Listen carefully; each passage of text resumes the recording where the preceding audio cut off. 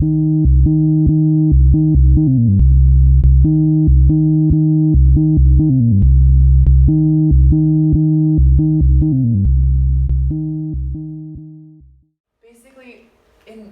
all in all, the organisms that live in the ocean must have different adaptations to be able to survive in their different environments than we do on land.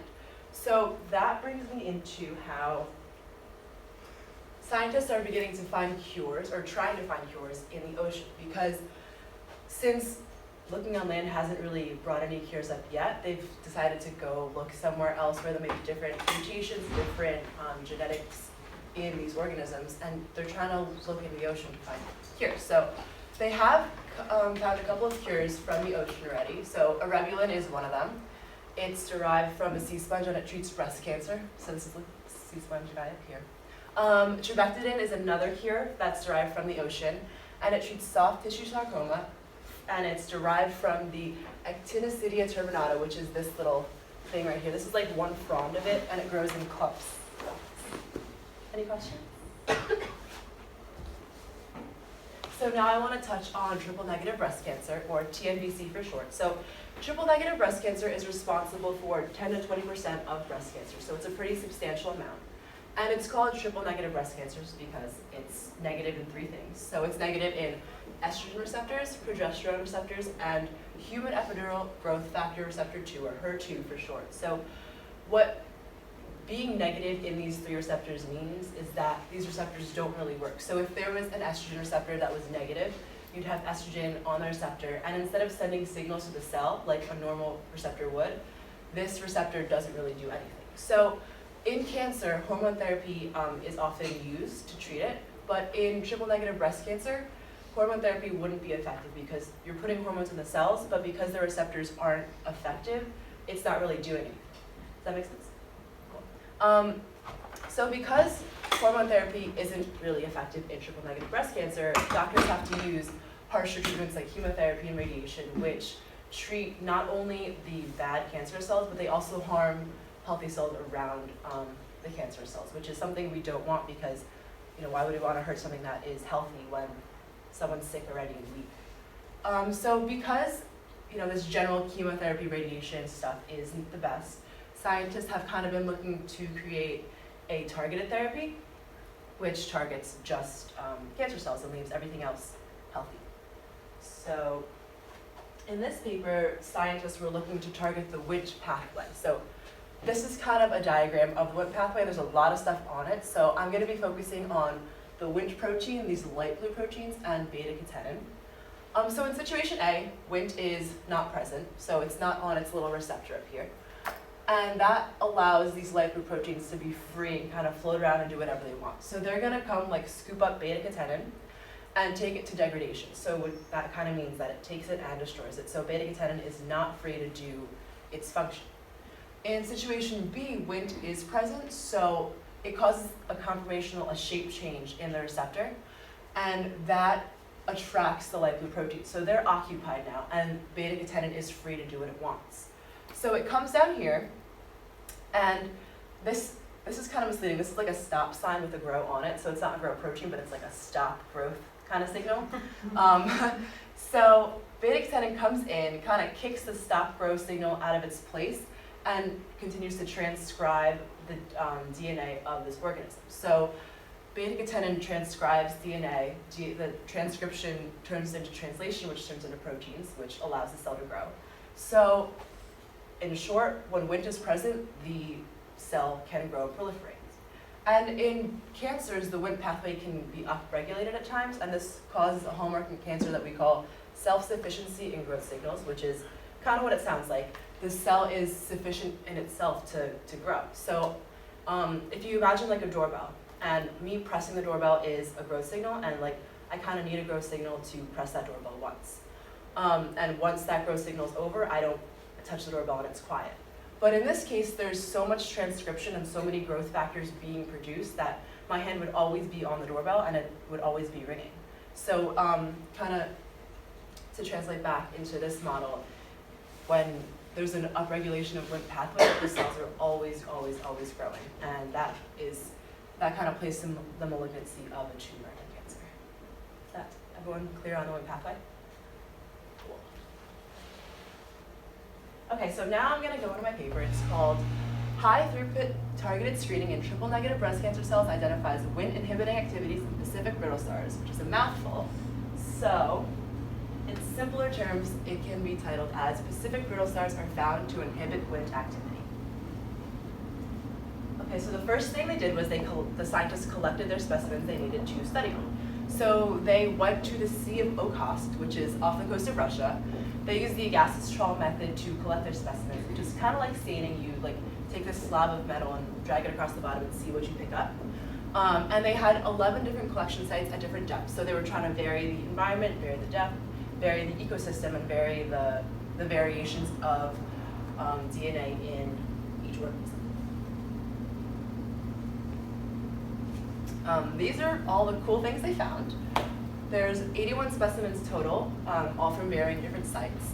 And of the 81, 15 extracts from 11 species showed Wnt inhibitory effects, which is kind of cool. Does anyone want to take a moment to look at the cool things they picked up? They're kind of like gross looking, but cool.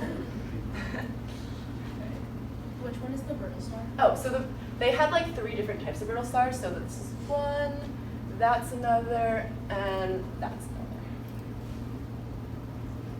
Any other questions? Cool. Okay, so once they harvested these organisms, they put them in ethanol. So they either put a whole organism or like an arm or like a part of an organism in ethanol. So ethanol is kind of like an alcoholic solution. And when these organisms are stored in ethanol at a cool temperature for a long time, the proteins in them kind of dissolve and come out into the ethanol. So once they were done soaking, they had solutions of ethanol with proteins in them. So after they did that, they took human triple-negative breast cancer cells to kind of mimic what would happen in our bodies. And they added Wnt protein to the triple-negative breast cancer cells, as well as the ethanol with proteins in it. So when they added Wnt, that would, bring up the activation of the Wnt pathway because you have more Wnt, and the pathway is just being active more. But if the proteins they added did have Wnt inhibitory effects, they would see that Wnt activation to go down as compared to when they just put Wnt only on triple-negative breast cancer cells. Does that make sense? Okay. So then they had to identify what Wnt signaling looked like, and they had to know when it was happening. So they used something called luciferase, which is the protein in fireflies that makes them glow.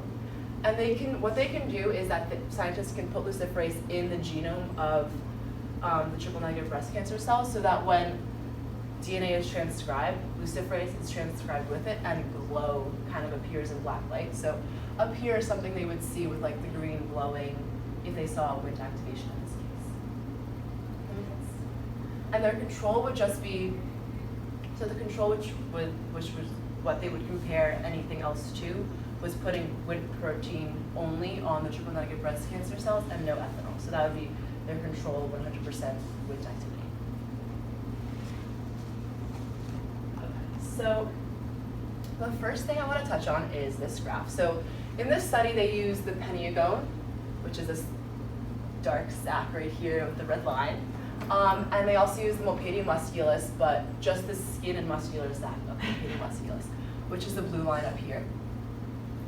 And the x-axis is extract dilution. So it's the dilution of the ethanol of the protein extract. So as the x-axis goes along, the dilution becomes more concentrated. There's more proteins in the dilution. And the y-axis is the activation of Wnt pathways. So 100 would be the control. That'd be 100% Wnt activity, all of it's working, and as the y-axis goes down, Wnt is working less. So based on what you know now, can anyone tell me what this figure is trying to tell? The peniagone is more effective in reducing Wnt activity than the Mopedium musculus. Yeah, exactly. So as dilution goes up, the red line drops a lot more steeply. So peniagone is more effective than the Mopedium musculus in lowering Wnt activity, which is good. So they found something that lowered Wnt activity. But in this study, they used a couple of different organisms. So they used the Truvisia, the actinius, and the gonads of Milpidia musculus, so a different part of the Milpidia musculus now. The x-axis is just what organism or part of organisms they use.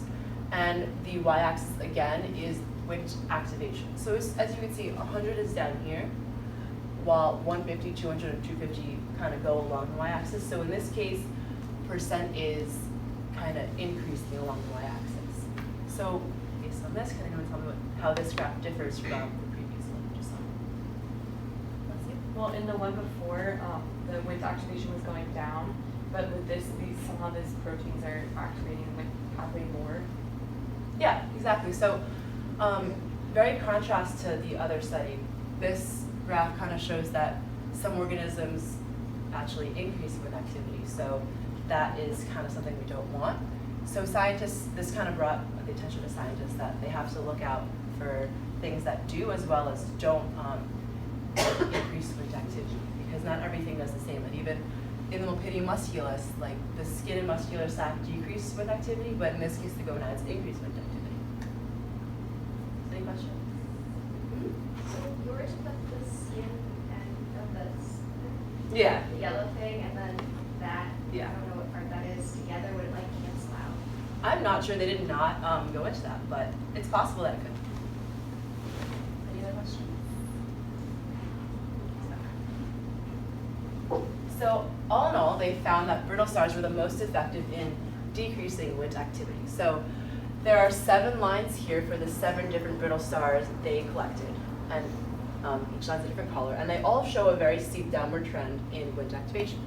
And at 0.01 dilution, activation is close to 0, which is great, because these starfish are clearly very effective in inhibiting Wnt activity.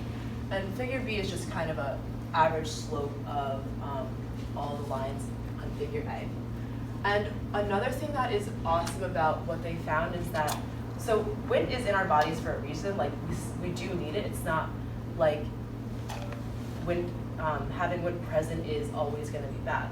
So one thing that's great about this slope is that they can kind of control how much Wnt is being activated based on the dilution of ethanol, because we don't want to totally shut off Wnt pathways. We just want to decrease the amount they're being activated.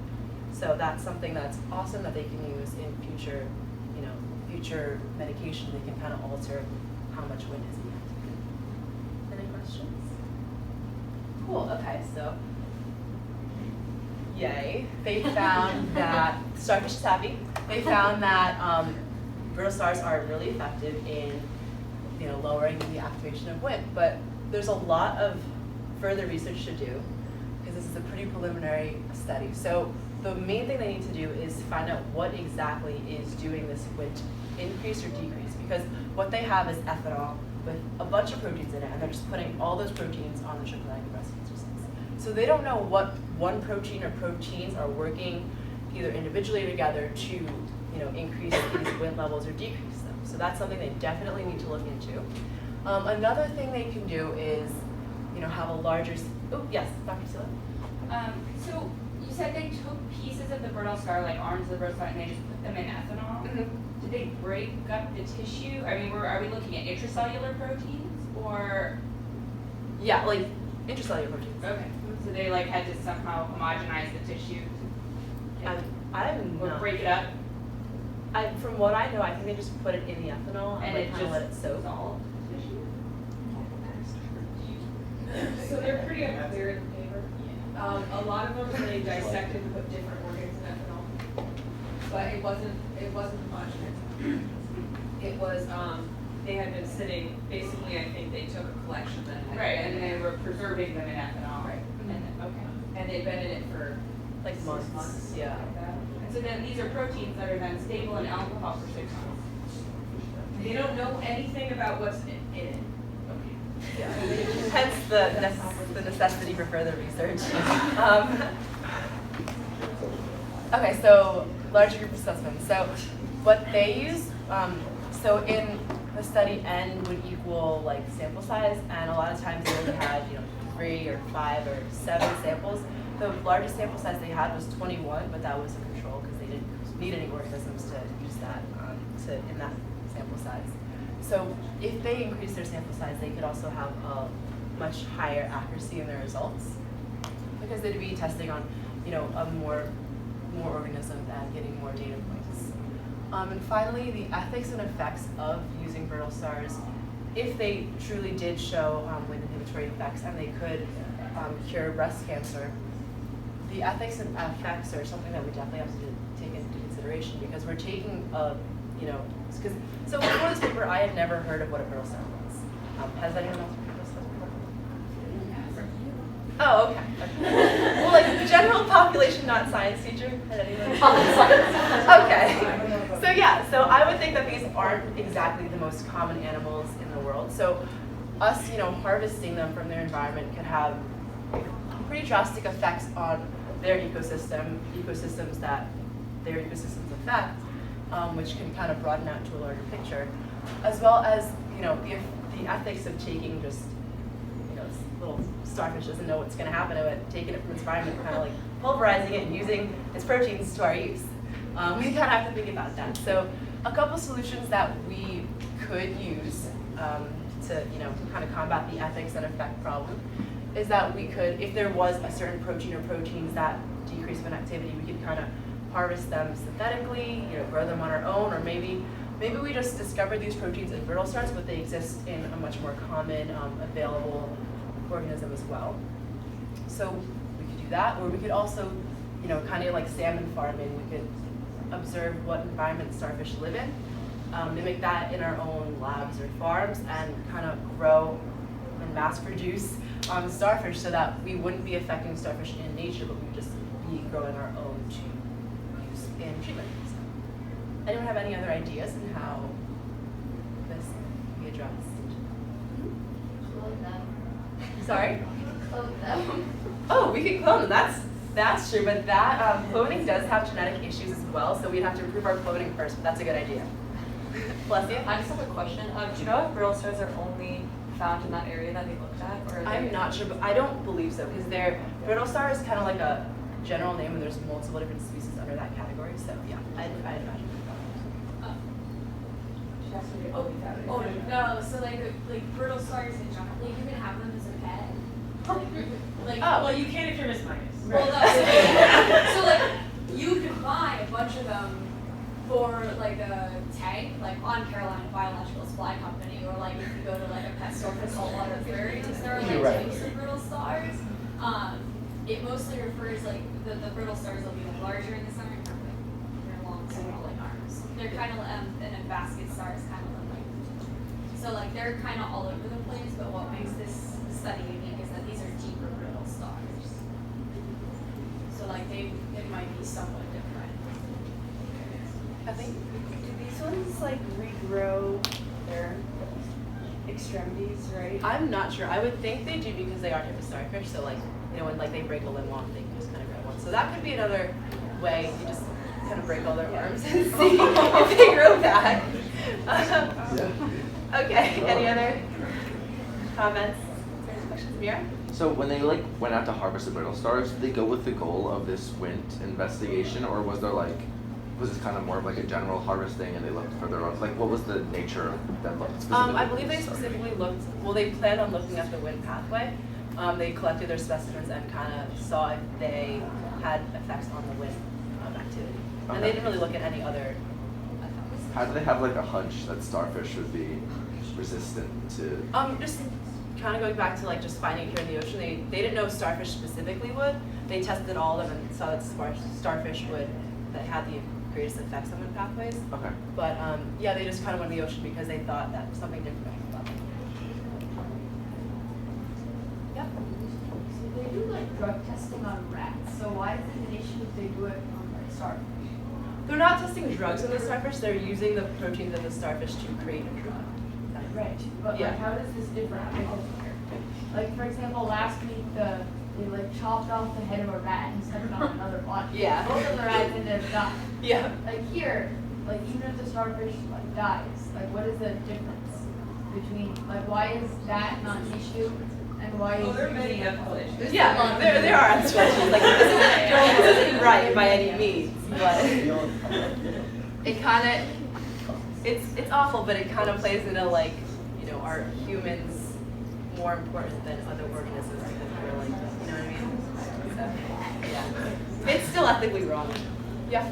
There's also the issue of habitat harvest is like it's a big issue. So like what they do when they're trawling under the sea in order to get like all of these different benthic organisms, it actually destroys a lot of natural habitat. So like the open ocean is basically just like an empty column with a lot of stuff at the bottom, and if we destroy all that stuff at the bottom, the whole ecosystem, you know, can start to fall apart. So it's not necessarily that like it's the individual brittle stars, it's also the habitat destruction that goes with it. It's just like brown fishing.